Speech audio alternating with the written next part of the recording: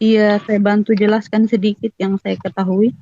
Kalau Alkitab itu terdiri dari Perjanjian Lama dan Perjanjian Baru. Perjanjian Lama isinya empat kitab Taurat. Setelah itu ada kitab-kitab para nabi Israel. Bukan kalau yang selain Israel tidak ada ya. Setelah itu Perjanjian Baru ada 4 kitab Injil, ada kitab-kitab para rasul, dan yang terakhir kitab Wahyu. Itu garis besarnya saja. Nah, untuk kitab Injil sendiri yang Bapak tanya, kalau Bapak tanya tentang kitab Injil, tadi saya sudah jelaskan, kitab Injil itu ditulis oleh 4 tokoh besar, yaitu Matius, Markus, Lukas, Yohanes. Mereka adalah referensinya dari mana Anda mengatakan bahwasanya Matius, Lukas, dan Yohanes yang menulis kitab Injil? Referensinya dari mana? Nah, karena itu dari bacaan yang kita baca itu tertulis dengan jelas. Kalau mereka melihat sendiri, Saya minta menyaksikan referensi sendiri, bukan asumsi, Mbak. Bisa nggak Mbak jelaskan referensinya apa? Tembusannya siapa? Coba. kan mereka yang menulis, referensinya dari mereka kan. Mereka mendengar mereka sendiri, itu siapa? mereka yang Referensinya menyaksikan. apa? Kalau Apa yang kitab menjadi dasar Anda kami? mungkin ada Bentar. referensinya. Begini, maaf. Makanya tadi sudah dibilang Bu Uti, kita itu sudah berbeda. Terus Mbak mengatakan Injil itu bukan kitab. Mbak tahu nggak pengertian kitab itu apa? Nah, kitab itu kan tulisan. Loh, lantas di Injil itu bukan tulisan. Radio. Kamu tidak paham tentang Injil. Injil Loh, itu ada sekarang 2 makna. kita mau bertanya. Ada 2 makna. Injil itu isinya apa coba? Injil itu isinya apa? Mau saya jawab versi saya, versi Alkitab atau versi kamu? Jawablah versi yang bisa dimengerti. Gitu loh. Ya, makanya saya Anda menjawab kalau versi hidup yang itu dimengerti tidak oleh lepas saya dan oleh ajaran saya kan. Saya tidak mengerti ini ajaran tidak Anda. bicara ajaran, kita bicara kitab. Bukan bicara ajaran. Kitab itu apa pengertiannya? Kitab itu adalah kumpulan tulisan. Sekarang kita kunci. Tapi kita di sini mengapa ya? Benar-benar mengeluarkan pemikiran yang bersifat akal sehat. Injil itu kitab itu adalah tulisan. Sekarang saya mau tanya, Injil itu tulisan atau tidak? Nah, kalau Injil sudah berbeda. Loh, Injil itu ada tulisannya tidak? Sekarang apa yang menjadi dasar Anda? Apa yang menjadi referensi Anda untuk mengikuti aturan yang ada di dalam kabar Injil? Baik. Maaf, Injil itu sendiri kabar baik. Kabar baik yang disampaikan. Kabar baik adalah kabar penebusan tentang. Kalau saya kasih tahu, tembusan Injil yang baik itu adalah kitab Mardabas. Nanti kalau saya kasih, nanti Anda bingung. Sementara Injil itu adalah bahasa Ibrani. Tahun berapa, bro? Makanya saya bilang, Anda itu terlalu belajar dengan hal-hal yang sampah. Makanya otak Anda sekarang saya mau tanya. Sampah. Sekarang saya mau tanya begini. Apa yang membedakan antara kitab suci? Bentar. Anda bandingkan kitab Injil Barnabas dengan, sedangkan Injil Matius sampai Yohanes itu diambil, tulisan-tulisannya diambil dari abad 1. Abad kedua sampai ketiga dia udah nggak terima. Itu Barnabas itu abad 4. Abad ke-7, Bu. Oh, abad ke-7. Cobalah kasih saya dulu kesempatan untuk bicara biar enak gitu loh. Nanti saya kasih izin bicara. Abad 2 saja sudah tidak dipakai. Bagaimana abad 7? Makanya ajaran yang datang setelah abad 7 kita tidak menerima karena Kristus sendiri bilang. Tolong. Ini saya akan patahkan stigma Anda. Membawa kita untuk menerima. Itu kan Anda sendiri tidak pakai akal sehat. Bagaimana yang seluruh dunia mengakui kitab Injil, hanya 4 kitab yang diakui karena diambil dari abad pertama, tapi kok Anda malah menunjukkan saya dengan referensi kitab Injil Barnabas yang abad 7. Otomatis saya menolak itu. Karena tanya di Kristen seluruh dunia, mereka menolak itu karena hanya yang diambil abad 7, tulisan.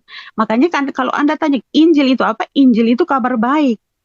Tapi kalau dibukukan ya itu di dalam bentuk buku ya dinamakan kitab Injil itu. Makanya orang selalu bilang Injil Udah Mbak versi. terlalu banyak. Kasihlah kesempatan yang lain. Saya biar kasih Enggak, jelaskan karena ini Anda poin per tadi poin. ngomongnya udah salah, makanya saya harus luruskan. Sebentar. Anda mau dijawab dengan Makanya saya versi apa patahkan. gitu? Biar saya patahkan. Perkataan Anda saya Oke, patahkan. lanjut. Boleh? Boleh nggak? Oke. Mbak mengatakan Injil itu adalah apa tadi? Injil itu apa tadi dikatakan? Coba Tanya kita kamu pilih. mendengar, tapi kok kamu Coba ya. Kita sepakat bahwa kitab itu adalah tulisan. Tapi Sekarang katanya pertanyaan kamu saya, dengar. Tapi apa yang saya bicarakan berapa menit ini kamu nggak dengar ya sama saja. Bagaimana mau nyambung percakapan kita? Jangan emosional, Mbak. Ayo keluarkan ilmu Anda. Saya tidak Kita ini bicara emosional. berdasarkan sumber, Saya bukan tidak asumsi liar. emosional, tapi saya berbicara berdasarkan data. Karena yang tadi Anda sodorkan kepada saya, paham. tiba-tiba disodorkan Saya paham saya Anda ini punya ideologi. kitab Jadi kalau bisa Anda ini punya analogi itu Barnabas. yang mudah dipahami dan dicerna oleh orang banyak gitu loh. Jangan ngoceh yang orang lain itu nggak ngerti. Kalau Anda yang bicara mengoceh. seperti ini seolah-olah Anda itu hidup di zamannya Injil gitu loh. Anda yang Kita mengoceh bicara tadi sumber. menyodorkan saya. Sebentar. Anda menyodorkan saya kitab Astagfirullahaladzim, Injil yang ya tidak Allah. diakui. Tidak diakui umat Kristen. Bagaimana saya menerima? Itu berbeda dengan ajaran saya. Bagaimana saya Dasarnya menerima dari hal yang tidak benar? mana? Lah, Dasarnya dari mana? Sumbernya dari mana? memang Coba. tidak diakui. Bisa nggak kamu menyampaikan sumbernya apa? Memang tidak diakui, Pak. Mau sumbernya dari mana? Sudah abad 7 itu nggak diakui, Pak. Abad 2 Lu aja tidak diakui. Sekarang saya gini, sebentar. Saya akan analogikan yang lebih sederhana biar Anda mengerti. Apa perbedaan antara kitab suci dengan buku tulis? Padahal dia memiliki bahan dasar sama-sama dari kertas. Kenapa dia dikatakan kitab suci? Kenapa dia buku tulis? Nah, itu yang pertama poinnya. Ternyata jawabannya adalah buku tulis itu adalah tulisannya manusia, hasil daripada akalnya manusia, isinya tulisan manusia. Sementara kitab suci itu murni dari Allah, ya kan? Murni dari Allah tanpa ada intervensi manusia. Pertanyaan saya sederhana. Di dalam Injil ada yang namanya perjanjian baru dan ada yang namanya perjanjian lama. Terus yang menjadi permasalahan adalah yang menulis perjanjian ini siapa, yang perjanjian lama ini siapa? Ayo kita berpikir logika aja. Coba. Itu sudah menjadi pesan yang sebenarnya mengerti Boleh nggak orang gitu. Itu yang poin pertama. Poin kedua, banyak sebenarnya kejanggalan-kejanggalan tentang ajaran Kristen. Tapi saya akan berikan pemahaman yang mudah dicerna aja. Sekarang saya pertanyakan masalah Natal aja ya. Contoh, ini saya kasih contoh ya, bukan lari kemana-mana. Natal itu diperingati dengan kelahiran Yesus Kristus, ya kan? Kelahiran Yesus Kristus itu ditandai dengan salju sama pohon cemara. Pertanyaannya, Yesus itu lahir di daerah Timur Tengah, iya kan? Bagaimana mungkin kelahirannya ditandai dengan adanya pohon cemara dengan salju, sementara di daerah Timur Tengah itu adalah daerah gurun yang panas? Itu logiknya saja, gitu loh. Dari Timur Tengah, kita dari mana? Itu dari Timur Tengah. Sudah, pertanyaannya sudah. Ya, apa itu? Yesus itu dari Bani Israel. Israel itu di daerah mana? Di daerah apa? Salju, daerah Inggris, Eropa. Nah, Saya mau bertanya sama Anda. ini pertanyaannya sudah selesai. Saya mau jawab. Saya mau coba menjawab. Oke, boleh. Ya. Saya silakan. Yang pertama, kalau untuk Natal, ini yang paling mudah ya. Natal ini kan Anda bilang bagaimana bisa lahir di bawah pohon cemara dan salju. Sedangkan di situ harusnya musim salju. Anda tahu tidak sejarah dari Anda tahu tidak sejarah dari Greenland sama Green Ice? Greenland sekarang jadi isinya bukan hijau, tapi isinya salju. Sedangkan Green Ice isinya seharusnya kan isinya es. Kenapa isinya sekarang hijau? Karena di situ ada perubahan iklim yang besar. Anda bisa bayangkan, ini berapa ratus tahun sudah 2000 tahun yang lalu. Perubahan iklim apa yang yang bisa terjadi saat itu. Itu yang Nah, kan pertama. Karena itu salju. Anda Yesus, Anda bukan mempertanyakan yang saya tanyakan salju. perubahan iklim. Tolong jangan Ya. ngawur jawabannya, Mbak. Ngawur, Anda ngawur. Makanya saya jawab sesuai dengan Anda bisa bayangkan itu terjadi perubahan iklim seperti apa? Anda bisa tahu nggak? Greenland dan Green Ice aja bisa berubah. Itu yang satu. Itu karena Anda mempertanyakan salju ya. Yang kedua untuk kalendernya ya. Kalendernya itu mau dibilang kalender Jawa, hitungan Jawa aja sudah Saya nggak berbeda bicara dari kalender, hitungan Mbak. Masehi. Tentang kelahiran Yesus Kristus yang ditandai dengan pohon cemara dan pohon salju. Itu kan sudah lari daripada akal sehatnya manusia. Sementara Yesus Kristus itu lahir di Timur Tengah, harusnya tidak ditandai dengan salju. Itu kan sudah menjadi sebuah kekeliruan menurut saya pribadi seperti Greenland itu. sama Green Ice aja sudah berubah. Anda bisa tahu waktu itu, zaman itu, Anda bisa tahu ada perubahan iklim yang besar.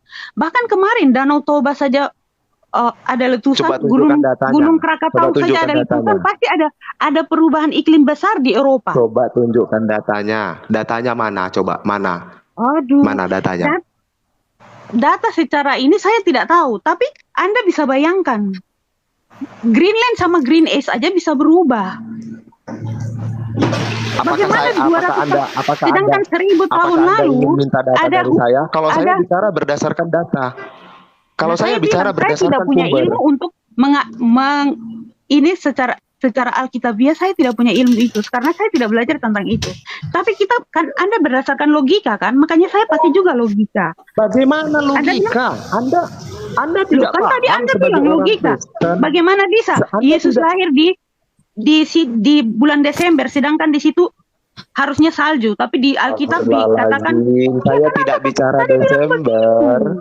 Yang saya bicarakan itu Yesus Kristus itu lahirnya di bawah pohon cemara, yang mana di situ ada ditandai dengan salju. Sementara Yesus Kristus itu adalah dari Bani Israel. Di Bani Israel itu adalah daerah Timur Tengah. Pohon cemara. Yesus Kristus lahir di pohon cemara. Mana ayatnya yang bilang begitu, tidak Pak? ada. Iya, bukan. Kalau saya bukakan nanti ayatnya. Kalau saya bukakan ayatnya. Sekarang kalau Bapak mengatakan pohon salju, bagaimana ada gembala-gembala tengah malam itu, gembala-gembala melihat orang Majus datang jalan. Ada gembala? Coba sampaikan sumbernya di mana. Kalau itu memang musim salju, bagaimana ada gembala-gembala tengah malam? Iya, makanya dia nyuruh saya pakai logika, tapi dia sendiri nggak pakai logika. Dari mana itu masa Yesus dilahir di bawah pohon cemara? Itu mah Isa. Kalau saya buka Ibu Uti dengan triples. Ibu Uti dengan triples sebentar begini.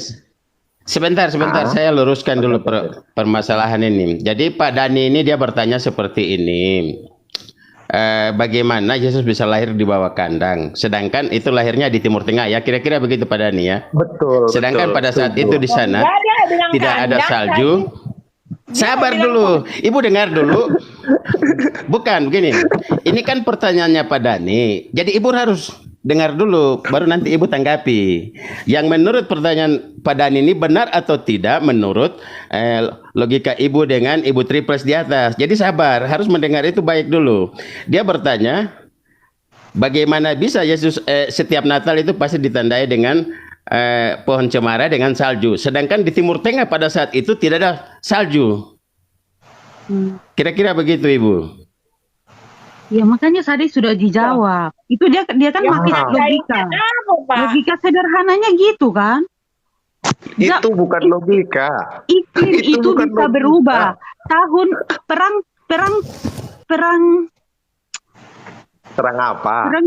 Perang dunia kedua aja berhenti gara-gara Perang Dunia Pertama aja berhenti gara-gara Gunung Krakatau meletus. Artinya itu berubah iklim dunia saat itu. Itu tidak kolerasi dengan pembahasan kita, Mbak. Sangat doubling nyambung. Greenland dan Green Ice. Kenapa Greenland sekarang jadi isinya ice semua? Karena ada perubahan iklim yang besar di situ. Bagaimana Anda bisa? Saya harap ini tidak akan berakar di dalam mindset Anda. Oke, kita akan turunkan sedikit cara komunikasinya ya. Oke. Yang pertama ini ada yang mau saya tanyakan dan saya akan menguji akal sehat saya sendiri sebagai pribadi dan akan berbagi ilmu. Oke. Yang pertama adalah di sini dijelaskan bahwasanya di dalam Injil ayat Matius itu tersesatlah tersesat domba-domba, gembala-gembala domba. Di situ kan ada dijelaskan domba-dombaku. Sekarang begini, itu kan Yesus yang berfirman, Allahnya yang berfirman di dalam Injil. Sekarang pertanyaan saya sebenarnya sederhana. Bagaimana mungkin seorang Tuhan menganalogikan manusia sebagai domba, yang mana domba itu adalah seekor binatang? Coba kira-kira menurut Anda seperti apa? Nah, itu saya sederhanakan tuh bahasanya tuh. Astaga, Anda terlalu kayaknya belajar lagi deh. Loh, itu kan analogi. Saya buka. Analogi, itu kan analogi, Pak. Anda mengerti itu analogi. Ini kita bicara ayat, bukan bicara analogi. Tolong, Kan Anda ini hidup di zaman analogi atau di zaman ayat? Tadi Anda kan bertanya, itu kan analogi. Dia memakai itu sebagai perumpamaan. Apa tidak ada perumpamaan yang lebih mulia daripada seekor binatang? Coba saya mau tanya, apa tidak ada perumpamaan yang lebih mulia daripada seekor binatang? Coba saya mau bertanya. Ayo, keluarkan akal sehat Anda. Aku pengen tahu. Dia sendiri menyebut dirinya adalah domba yang hidup menjadi ganti korban. Dia sendiri menyebut dirinya domba Allah. Dia juga menyebut dirinya gembala. Iya. Kenapa kita permasalahkan itu? Kalau dia merendahkan umatnya, loh, dia sendiri juga adalah domba. Menyatakan dirinya domba. Rasul Yohanes mengatakan, lihatlah anak domba Allah yang telah menebus dosa manusia. Nah, kalau merendahkan orang Yahudi itu bahkan dikutuk menjadi kera oleh Allah. Jadi jangan, Bapak nggak punya standar untuk itu, nggak usah maksain, Pak. Itu jelas itu adalah analogi, Pak. Berbeda halnya kalau kita bicara orang Yahudi. Dengar, sudah dinubuatkan. Kenapa dipakai sebagai domba? Karena pada saat itu pekerjaan mereka memang mereka penggembala domba, Pak. Ya, bahkan Yesus mengatakan, akulah gembala yang baik. Gembala yang baik memberikan nyawanya bagi domba-dombanya. Lah itu kan jelas, masa Yesus mengatakan dia gembala, lalu kita ini domba. Lah itu kan analogi, Pak, bukan menghina. Bahkan dia mengatakan ya, gembala yang baik memberikan nyawanya bagi domba-dombanya. Ini kan dari cara Bapak berpikir aja nih, dari cara Bapak memandang aja. Kalau misalnya kita pelayan, apakah kita berubah jadi pelayan seutuhnya atau kita manusia? Dia menyebut dirinya domba Allah. Putih, minta waktu sebentar. Oke, Bang, sebentar Bang, sedikit aja Bang, gini. Bang Dani, minta waktu sebentar. Bang. Oke, laju Bang. Minta waktu sebentar aja saya. Oke, nggih. Lanjut. Gini ya. Silahkan Bang. Oke. Sebentar Bang Daniel, mohon maaf ya. Jadi gini, saya minta bantuan dari UTI dan triple N ya ini ya. Saya cuma ingin tahu garis besarnya. Pak Trini ini melulu kritik terus. Saya minta garis besarnya yang diajarkan. Oke Bang Tri, sebentar Bang Tri. Biar Bang Tri, gitu. Saya tuntaskan dulu mereka punya mindset sebentar. Oke, kita belajar Injil aja ya. Oke, di mana? Sebentar Bang. Di mana di dalam Injil itu sudah dijelaskan dalam 10 hukum Taurat. Dijelaskan di situ, akulah Tuhan Allahmu. Tidak seru Tuhan kita, tidak ada Allah lain kecuali aku. Di situ dijelaskan tuh oleh Allah, aku ini Tuhan Allahmu. Tidak ada Allah lain, tidak ada ilah. Kenapa ya kan? Dipotong ayatnya, Pak? Bapak potong ayat itu. Akulah Tuhan Allahmu, selain aku tidak ada Allah lain yang dibentuk. Ibu sebentar, biarkan Pak Denny bicara dulu. Bapak potong ayat, ya ampun, nggak jujur Bapak. Buti sebentar. Ini Kalau host Silakan, Pak Denny. masa hostnya diatur-atur sama tuan sama tamunya, ini lucu juga nih kalian-kalian ini. Saya nggak dikasih hak bicara. Bukan. Mbak. Untuk mencapai suatu diskusi yang baik, kita tuh harus saling menghargai dalam berbicara. Bukan saya mau menang sendiri, Oh, iya, bukan benar, begitu benar. Ibu Uti. Jadi kita harus memiliki etika dalam berbicara, menghargai pembicaraan orang lain walaupun benar salah, tapi kita menerima baru kita kelola gitu. Kan Bapak juga motong saya ngomong. Dengarkan Bukan, aja. maksudnya saya bilang, Mbak. Ibu Uti dengar dulu Pak Dani bicara, baru nanti Ibu bicara. Karena saya lagi ikut dari tadi, senang dengar Ibu bicara. Salam, selamat malam. Maaf Ibu. Halo. Oke, kita lanjutkan ya. Oke. Di dalam 10 hukum Taurat yang dibawa oleh Nabi Musa, dia membawa ada 10 ayat. Akulah Tuhan Allahmu. Kita pertama, akulah Tuhan Allahmu. Seru Tuhan kita, tidak boleh ada Allah lain kecuali aku. Di tita keduanya dijelaskan lagi, jangan berbuat bagimu patung yang menyerupai apapun yang ada di langit atau yang ada di dalam air untuk disembah atau bertakwa kepadanya. Oke, itu sangat mendalam. Ya, di poin kedua itu saja sudah dijelaskan. Pertanyaan saya sederhana. Di dalam Nasrani, di mana Yesus, di mana anak Allah?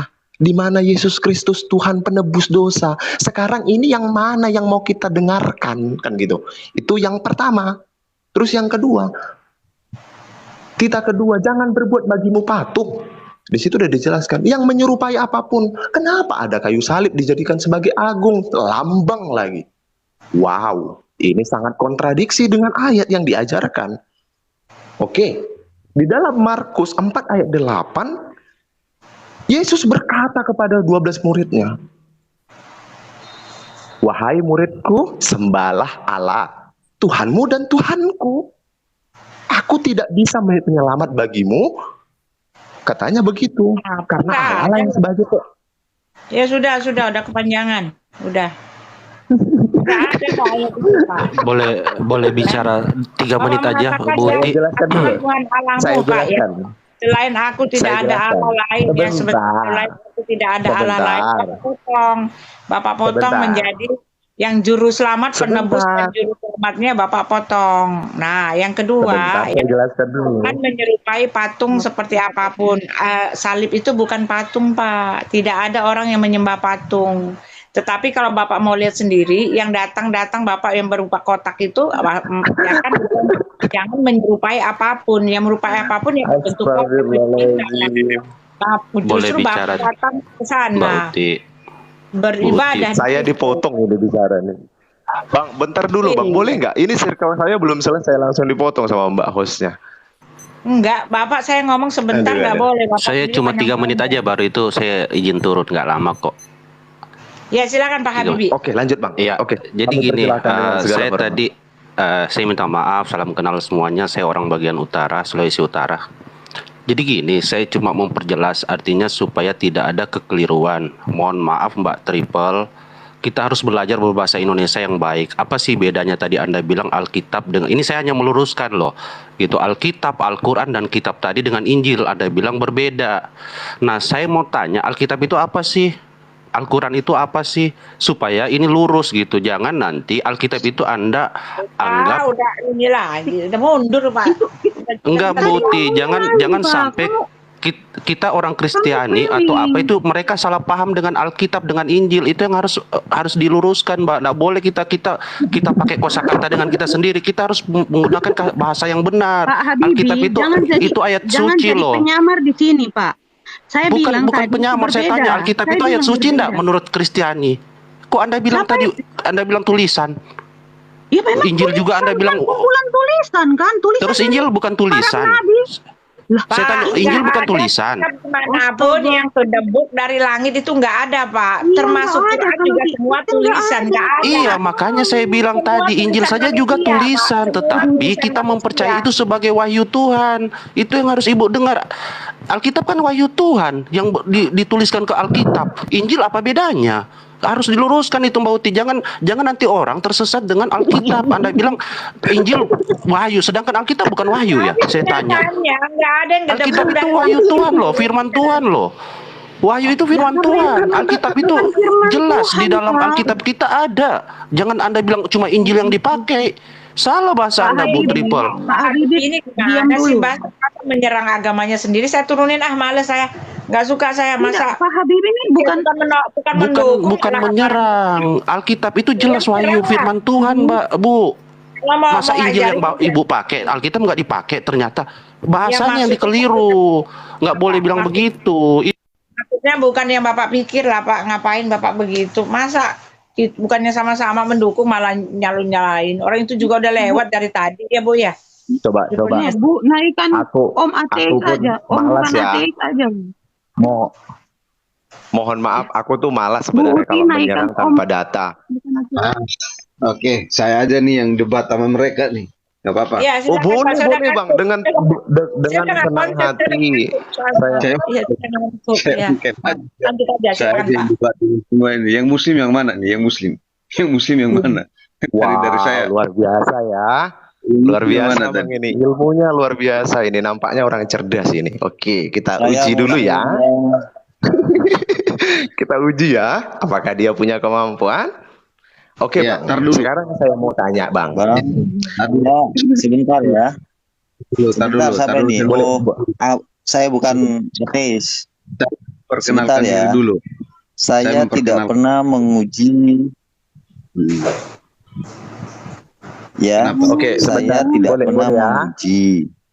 Saya hanya bertanya. Bentar Bang Tri, boleh nggak aku ngomong sebentar Bang Tri dengan tidak mengurangi rasa hormatku? Oh ya, jadi saya udah dengar dari beberapa hal.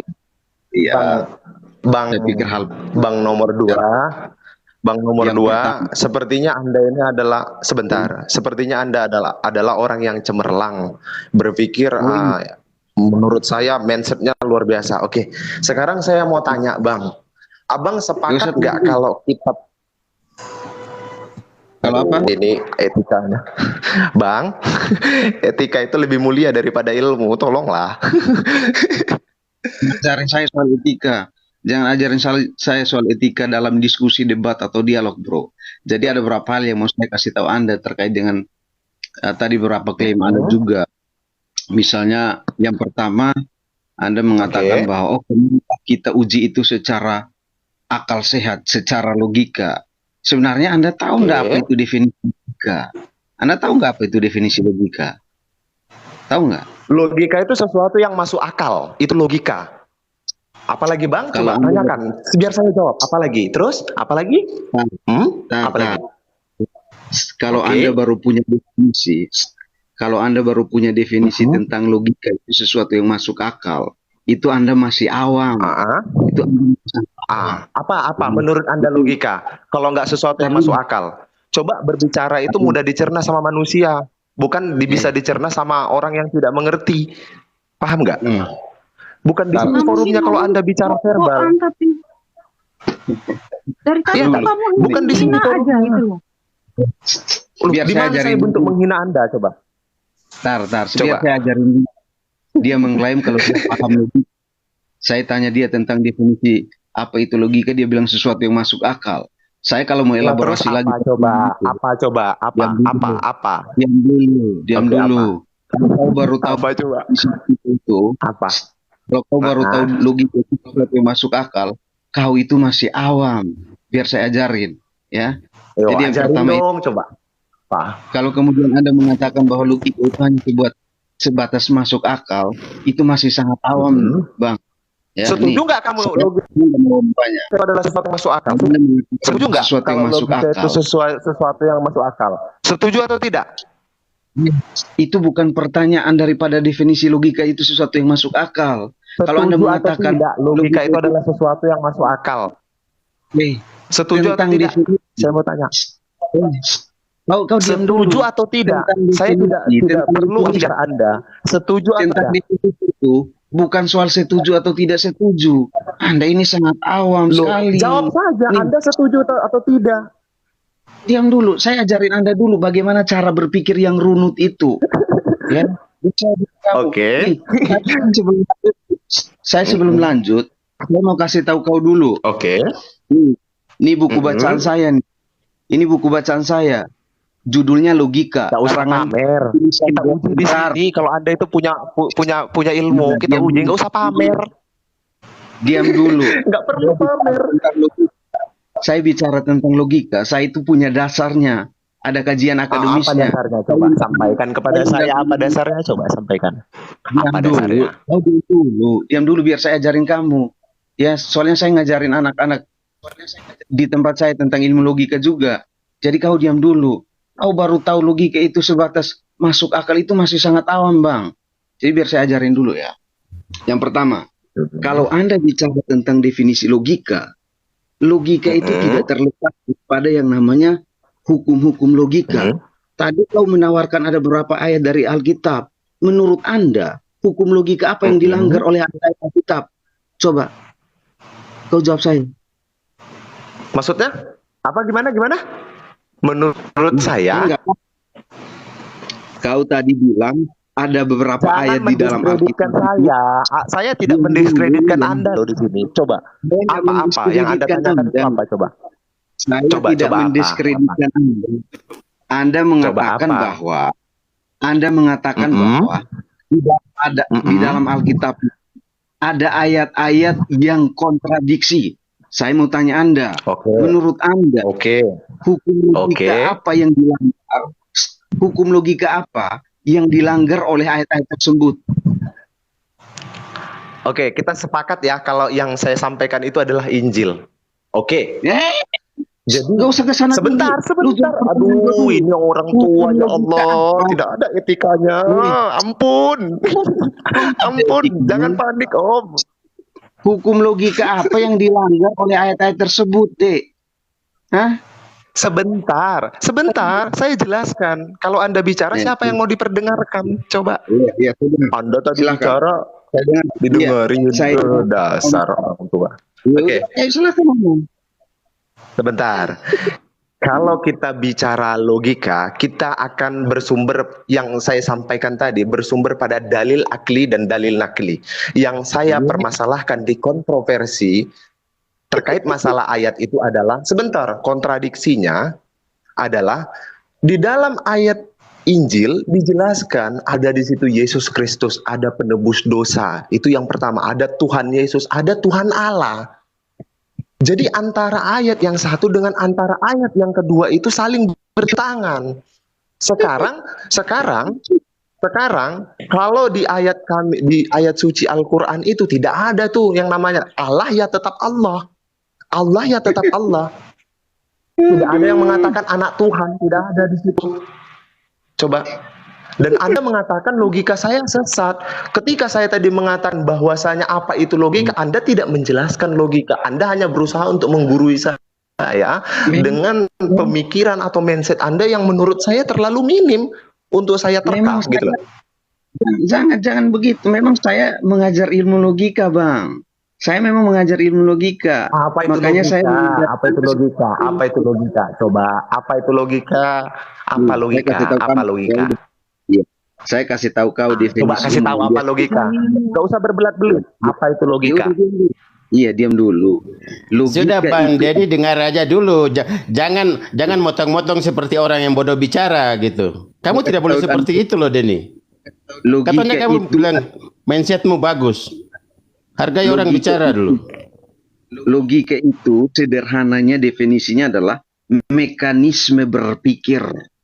Mekanisme berpikirnya orang-orang yang belajar ilmu logika itu tidak terlepas dari yang namanya kaidah-kaidah logika. Kaidah-kaidah logika itu apa?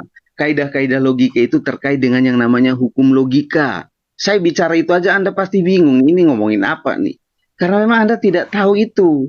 Makanya ketika Anda bicara bahwa ada ayat-ayat di dalam yang kontradiksi, sekarang gini, kalau Anda bicara mekanisme, saya tanya Anda, sebentar, hukum logika apa yang dilanggar? Sebentar saya jelaskan. Kalau Anda bicara mekanisme, itu Anda sendiri yang paham, Anda sendiri yang bisa serap. Orang lain tahukah? Anda nggak usah deh sosok kepintaran deh di sini, serius. Kalau Saya bicara pintar mekanisme Bu. itu orang nggak paham, tapi kalau orang berbicara sesuatu yang masuk akal, itu sudah penjabarannya secara umum. Om, nggak usah terlalu so cool gitu loh. Enggak, ya bro. Saya udah bilang tadi ke kamu, saya naik di sini saya tidak mau bicara yang omong kosong, yang hanya asal bacot. Karena saya dengar Anda itu hanya asal bacot, makanya saya tidak suka mendengar yang Yang asal saya bacot. perdengarkan pun Karena itu. Anda hanya baca buku selama 1 bulan, sombongnya itu kayak berpuluh-puluh tahun punya ilmu. Orang itu semakin berilmu itu semakin menunduk, bukan seperti Anda, seperti lalang. Ini Nah, orang justru Sombongnya Anda nggak yang tanggung, hanya terlalu bicara rokok. pakai logika saja, seperti Anda. orang dari Kamu tadi. lebih Halo. cerewet dari perempuan, Halo. Bung Daniel. Selamat malam. Mohon maaf, Mbak. Mohon Iya. maaf. Salam. Halo, selamat malam. Salam. Selamat malam. Selamat malam. Ini Pak, Ini orang ini maaf, kok selamat malam. Saya mau kritik jawab apa Pak Daniel. Astaga. Halo, Pak Ya, Daniel. Agustinus Nang Boy. Ya. Ya, silakan. Saya belum Iya. bicara tentang Pak Daniel Alkitab tadi nih. bilang itu apa? Saya belum bicara Kitab itu tentang apa Pak Alkitab Daniel? nih. Coba saya tanya Mut. Saya masih bicara tentang ilmu Sabar, saya logika tanya aja dulu dia Pak udah Daniel. nggak Usah ngerti deh. apa. Ini kayaknya ateis Ya udah. ini Ya udah, ini kita menunjukkan kalau kau itu Tanya tentang ini berilmu. aja. Ini Pak Daniel saya mau tanya. kata-kata Sorry. Ntar ya maaf, Oh, saya boleh, potong. boleh, Saya boleh. potong sini. Pak, Betul, Oke, memang Daniel. saya berilmu. kitab itu Saya apa Pak belajar. Daniel? Pak, sebentar. Ini ada yang mau bicara nih, Pak. Itu Ya. Agustinus. kitab Ya. Silahkan, silakan. Pak itu Daniel, tulisan, Bang. sama- Kitab itu Ya, tulisan, malam, Pak referensi, sejarah. Itu kitab, Bang. Sabar. Apalagi, Bang? Coba. Oh kitab. Oh Halo, itu kitab. Kitab halo, itu apa? diam dulu. Ada yang mau bicara Apalagi, nih, Bang? sabar. Kitab itu artinya Apalagi, apa? Bang? Coba. Ada yang Kitab mau itu artinya apa? ditanyakan? Coba, udah kitab itu artinya apa? Coba jawab dulu. Loh, kitab itu tulisan secara Loh garis itu kamu salah. besar. Kitab itu buku adalah tahu nggak? tulisan. Kitab itu buku. Kamu salah. Kitab itu buku bahasa Indonesia yang benar itu kitab itu buku bukan kitab itu tulisan. Kamu salah loh. Wah kamu mau jangan ngakal gitu loh. Coba kamu cari kamus. Kitab itu apa? Buku bukan tulisan. Kamu salah. Itu aja tulisan kamu udah salah. Kitab itu apa mas? Loh. Kitab itu apa? Kamu gue tanya kamu. Iya, tidak Kitab bisa itu buku. dikategorikan Kalau sebagai Injil. kitab kalau tidak ada tulisannya, Om. Bagaimana kamu kategorikan sebagai kitab kalau nggak ada tulisannya? Sekarang Coba. gini, di kamus bahasa Indonesia Apa? kitab itu apa? Sekarang gue mau tanya, di kamus bahasa Indonesia kitab itu Daniel apa? ini dangkal Sama sekali arti dan apa? ini. Asli. Ah. Terus Injil Anda itu itu punya smartphone, ada punya smartphone kan? Coba dong dibaca sendiri. Nggak usah Anda bertanya, tapi saya ini butuh penjelasan, bukan Anda Lah, kamu menggurui kan saya. ya kok bukan Apa? saya Apa? guruin kamu. Kan kamu bilang kitab itu sama dan tulisan. Kitab itu buku bukan tulisan. Lo coba baca. Kalau seandainya dia Coba tulisan, cari di kamus ya. Cari di kamus kalau kalau itu seandainya tulisan. dia tulisan, Oh, itu kamu Anda mengartikan siap salah. mempertanggungjawabkan itu. Tulisan tidak selamanya harus di buku. Apa? Ada juga Apa? tulisan tempat lain itu. Kalau buku itu sama dan kitab ya sama. Kalau Injil itu firman Tuhan isinya. Terus Anda tadi bilang apa? Kamu hukum Taurat aja kamu ngomongnya salah. Coba hukum Taurat bunyi pertama apa coba kamu bilang tadi? Coba. Akulah Tuhan Allahmu, suruh Tuhan kita, tidak boleh ada Allah lain kecuali aku. Apalagi Bang? Enggak, akulah Tuhan Allahmu. Itu. Akulah Tuhan Allahmu. Zaman menyembah berhala berbaktilah kepadaku saja dan cintailah aku lebih dari segala sesuatu. Itu bunyinya seperti itu. Anda referensi dari mana? enggak sampai Anda? bunyinya enggak Coba sampai habis itu. Mana referensinya? potong. Mana referensinya? Referensi 10 hukum Mana Taurat. Sekarang saya referensinya? tanya begini, Kak. Referensi dari Bertanya 10 hukum terus. Taurat. 10 hukum Ini Taurat. tawar Itu terus, referensinya. tidak ada dia membeli. Oh, itu. Bertanya aja terus. Coba kamu jelasin. Jangan bertanya terus. Daniel mau Anda di sini. dijelaskan, tapi Oh, ya Anda jelasin, kan. terlalu ngotot. Lu dengar. Ngotot, jangan ngotot, diam dulu. Iya, Makanya ngotot gini loh, dan 10 hukum Taurat itu ngomong setengah-setengah. Coba Ini orang Coba terlalu bodoh hukum Taurat nih, tadi, Pak. yang kedua bunyinya apa coba? Enggak hukum Taurat yang kedua bunyinya apa tadi kamu ngomong coba kamu ulangin yang kedua tadi bunyinya apa? Emang gua Aja nggak tahu ngawur Buka kamu kok kedua malah jangan berbuat ngambil. bagimu patung yang menyerupai apapun. Tidak Yang ada bunyi di seperti langit itu, tidak ada bunyi atau seperti yang itu. Ada di dalam Tidak ada air bunyi seperti untuk itu. disembah atau bertakwa kepadanya. Tidak ada bunyi seperti itu. Apalagi? Salah kamu. Yang kedua itu bunyi jangan menyebut nama Tuhanmu tidak dengan hormat. Supaya lu tahu. Ada itu hukum Taurat bunyinya begitu. Enggak ada bunyi kalau lu ngomong itu. Kamu itu baca ngakak hukum lu Taurat bodoh udah bodoh itu. ngakak lagi. Sekarang saya mau tanya, kamu tanya referensi tadi kan sekarang saya mau tanya Mohon balik maaf ya, kamu referensi. para yang di bawah, Sekarang saya dikatakan bodoh. Hanya orang bodoh yang teriak bodoh, Bang. Bang Agustinus, Bang Dan. Begini, kita ndak usah kita coba lebih gini ya, diskusi kita coba di dalam konteks kajian akademis level berpikirnya coba dinaikin dikit. Dinaikin dikit biar biar ini yang kedua. Nanti ada hasil yang kita dapatkan. Coba tentukan dulu deh satu topik aja dulu. Bang Sebenarnya begini ya. Sebenarnya saya ingin menaikkan atensi saya dalam berkomunikasi, tapi dengan bentuk justifikasi Anda yang menurut saya sangatlah sangat dangkal, sehingga saya menurunkan pikiran saya sedikit. Gitu. Karena begini, Bang. Karena begini, Bang. Tapi kan tadi jangan potong-potong gitu dong. Sebentar aja. Boleh, diam dulu. Sesuai dong. Bentar, Bang. Sebentar dulu. Hanya seekor tikus yang paham bahasa tikus. Hanya guru TK yang paham bahasa anak TK gitu loh. Kalau saya naikkan level saya ke level yang lebih tinggi sementara saya menghadapi level yang lebih rendah, maka terjadi kekeliruan di situ gitu. Anda dari tadi berusaha menjustifikasi saya. Sebentar. Anda berusaha menjustifikasi saya dengan bahasa-bahasa yang menurut saya tidak penting di sini. Dan mendiskreditkan bahasa-bahasa Anda yang menurut saya itu tidak dibarengi dengan ilmu pengetahuan. Tolong dong gunakan akal sehat Anda jika Anda berpikir, gitu loh.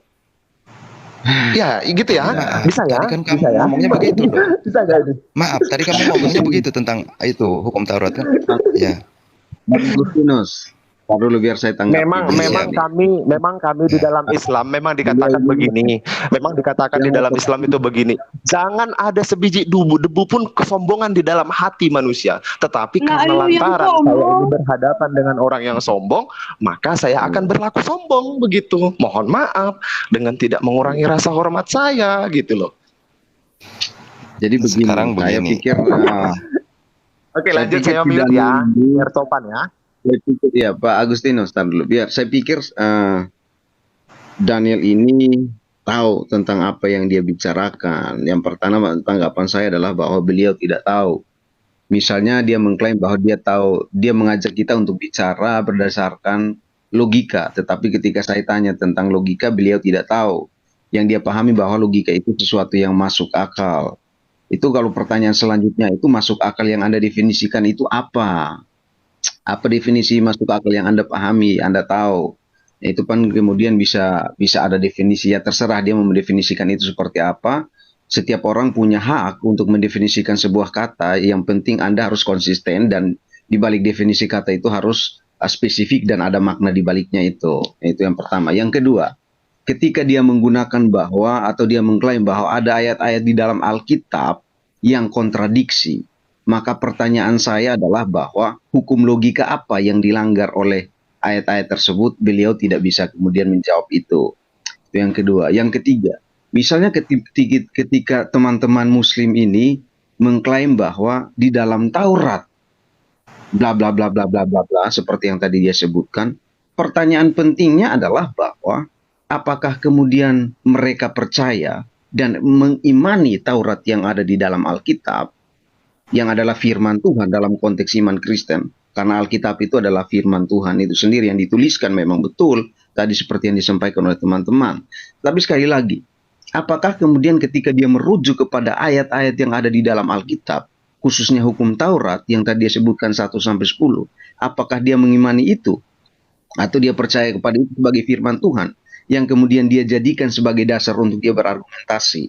Karena begini, Anda tidak boleh kemudian misalnya mengatakan bahwa Anda orang Kristen tapi tidak paham. Setiap yang dibicarakan oleh orang Kristen terkait dengan Alkitab, ya, apapun kalimat yang keluar, itu tentu bahwa landasan pemikirannya itu dari Alkitab. Atau bahasa kerennya itu aksiomanya kami itu ya Alkitab itu sendiri, yang adalah firman Tuhan. Jadi bagi saya begini, supaya runut ya diskusi ini atau debat ini atau dialog singkat ini, saya pikir tentukan aja tema. Misalnya gini, kita ngomongin tentang konsep Tuhan aja dulu. Atau misalnya kita ngomongin tentang tradisi kenabian aja dulu. Atau misalnya kita ngomongin tentang keselamatan aja dulu, biar runut gitu, biar runut cara berpikirnya gitu ya. Jadi nanti biar kita tidak lompat dari satu lompat ke sini, lompat ke sana, sehingga kemudian yang mendengarkan kita pun pusing, kita yang berbicara pun tidak runut, apa yang kita sampaikan pun kemudian tidak ada maknanya gitu. Jadi tidak ada yang kemudian bisa didapatkan dari obrolan singkat ini. Kan kamu sampai bilang gini Oke, loh. lanjut. Karena Silakan. Injil itu referensinya apa? Kan ibu itu kan nggak bisa jawab, kan referensinya ya ditulis sama empat penulis Injil itu. Tapi kalau kamu tanya bilang referensinya ini, kamu tahu dari mana referensinya siapa? Dan kamu bilang gitu, tanya ibu itu hidup di zaman itu. Sekarang saya tanya, kamu juga kalau bicara Al-Quran, kamu hidup di zaman itu? Kan enggak kan, kita ini semua ini kan udah turunan keberapa kesekian kalinya. Kok kita mau bicara zaman itu, kamu hidup di zaman itu. Kalau kamu hidup zaman itu, saya percaya kalau kamu ngomong begitu. Kita udah hidupnya zamannya udah jauh kan gitu kan. Kita berpegang pada tulisan-tulisan ini kan. Nah sekarang kalau semua kitab itu ditulis apa enggak gitu kan? Semua kan ditulis, diwartakan kabar baik kan. Mau kitab apa saja enggak, ini sama satu kitab pun, semua kitab suci itu pasti baik adanya. Tapi kita jangan bilang begini loh, kitab ini kok gini, referensinya mana? Orang yang hidup saat itu. Lah sekarang orang yang hidup saat itu siapa gitu kan? Semua kitab ditulis kok gitu kan. Terus ada nggak ada referensinya kok? Sekarang kok gini, maaf ya, kitab Al-Quran kan ditulis sama sahabatnya Nabi kan gitu kan, atas omongannya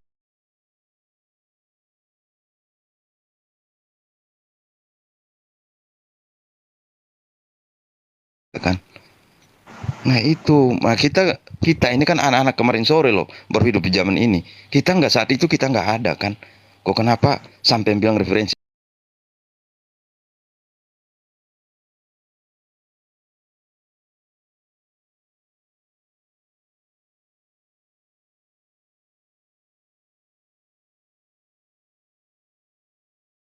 Ya, Oke. ini tadi yang saya bicarakan, yang saya petik poinnya dari Abang Agus ini adalah suaranya doubling. Bang Agus, di dulu. Oke, siap. Ya, biar nggak doubling. Oke, thank you. Oke, yang pertama yang saya kutip dari Bang Agus ini, poinnya adalah tentang apa ya? Tentang sesuatu menghargai, toleransi, bahasanya seperti itu.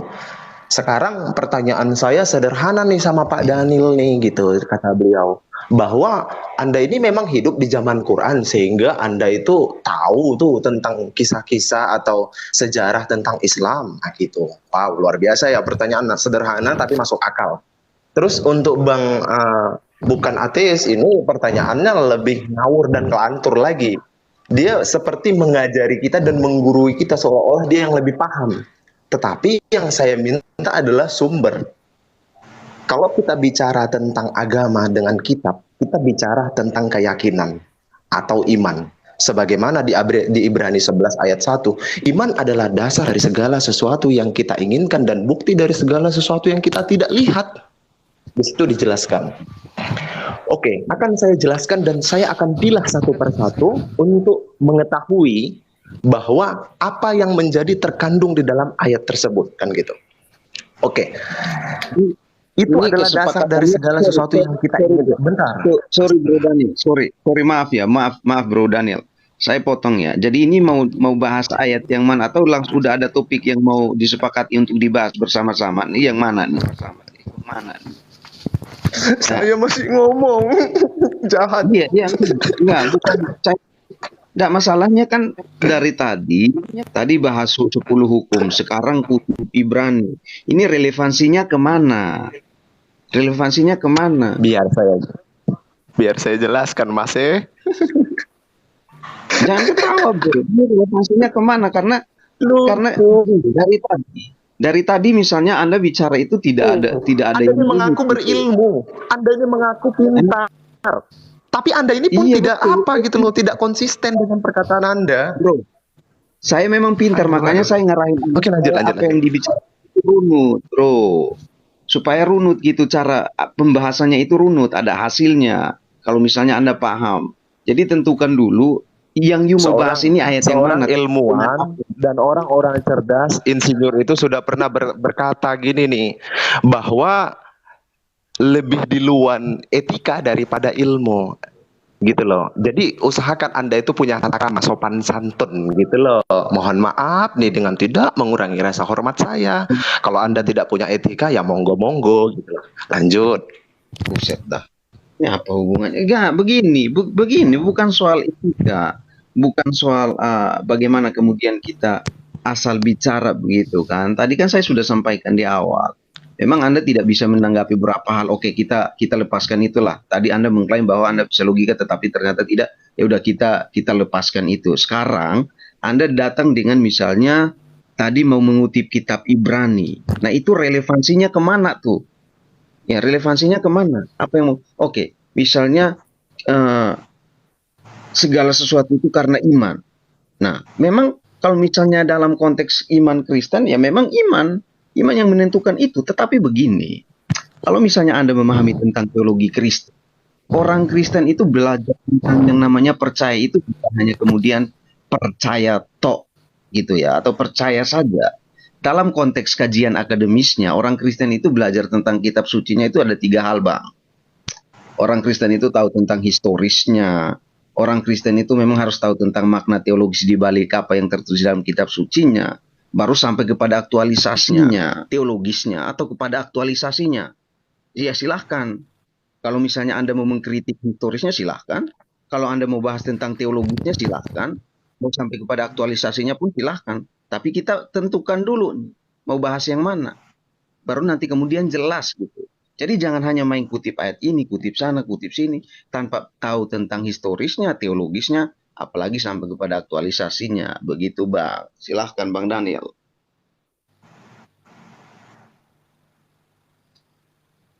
Yang ngomong ini nggak dipotong lagi nih ya, kayaknya ya. Udah saya izinkan nih banyak berbicara seperti pendeta yang luar biasa. Ya. Oke, terima kasih. Karena sebenarnya apa yang saya sampaikan itu tidak pernah luput, kolerasinya sangat ada hubungannya dengan apa yang kita bahas. Yang pertama adalah masalah keyakinan. Yang kita bicarakan ini pasti tentang keyakinan benar atau salah. Maka saya kutiplah dari ayat yang mana di Ibrani 11 ayat 1. Iman adalah dasar dari segala sesuatu yang kita inginkan dan bukti dari segala sesuatu yang kita lihat. Sudah jelas tuh. Oke. Jadi kalau Anda bicara historis sebenarnya, yang saya lihat dan yang saya perdengarkan Anda ini bukan bicara historis, tapi Anda bicara asumsi sebenarnya. Tanpa didasari dengan ilmu. Karena Anda tidak mengutip satupun dari ayat gitu. Sumber Anda dari mana? Itu pertanyaan sederhana ini gitu loh. Oke, itu yang kedua. Berbicara tentang toleransi apa yang dibahas oleh Bang Agustinus ini tadi adalah sebenarnya tidak sepakat menurut saya pribadi terkait masalah debatan ini. Karena kita bicara konteks kebenaran, ya kan? Yang didasari dengan dalil yang jelas. Ada dalil akli, secara akal, logika. Nakli, naskah, ada kontekstualnya yang bisa dipahami. Karena kita tidak hidup di zaman Yesus, gitu loh. Jadi mengigo gitu loh. Kalau berbahasa itu mudahlah dicerna orang gitu supaya orang tuh paham gitu loh. Terus yang kedua, apa yang pertanyaan Anda tadi yang saya kutip poinnya, Anda mengatakan di mana letak tidak masuk akalnya, di mana letak kontradiksinya antara ayat Injil itu atau kitab kami kan gitu. Poinnya tuh seperti itu tuh. Kan sudah saya jelaskan, berulang kali ya sudah saya jelaskan. Di dalam Injil itu ada mengatakan Yesus Kristus, ada yang mengatakan juru selamat, ada yang mengatakan anak Allah. Itu kan sudah redaksi. Yang mana yang harus kita ikuti itu loh.